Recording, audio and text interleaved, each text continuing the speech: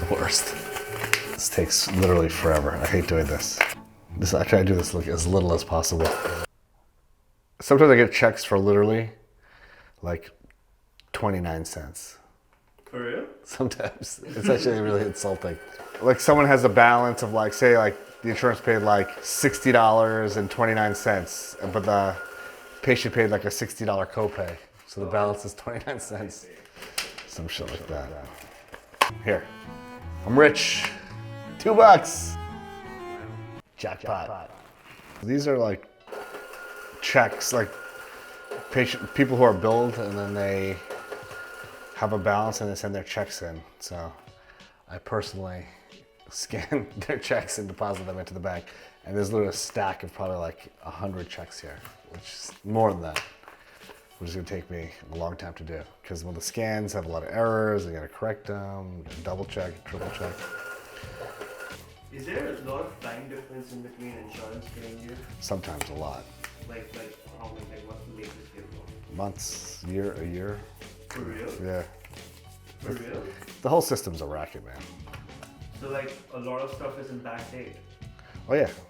Yeah, I mean, usually it's like 60 to 90 days, but some of the plans, like they just milk it.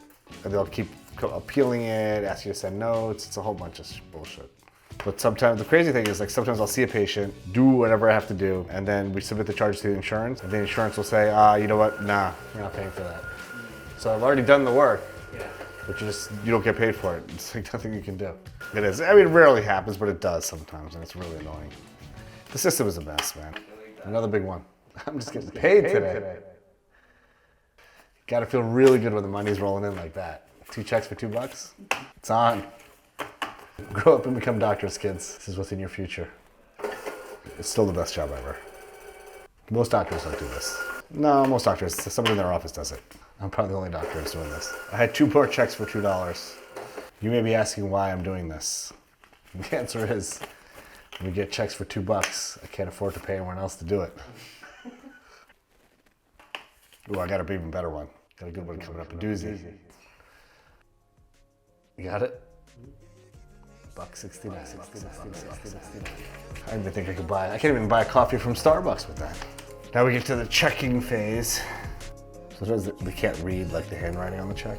You know, these little things to me, like this is a really important part. There's other things that I can delegate, but I really can't afford to have an error with something like this. So yes, it is a mundane, boring task. It's absolutely mind-numbing, but I'd prefer to spend 45 minutes on this and make sure it's done right and that there are no errors at all than delegating it and then maybe there's going to be an error or two just because the person who's doing it is not as invested in getting this done right as I am, and they have to go through it and troubleshooting, and which is going to take 3 to 4 times as long trying to figure out if there's an issue. So sometimes doing the shitty work, it actually ends up making you more efficient. People might disagree with that, but for me, I found that this is part of maintaining an efficient workflow in my business. What do you think?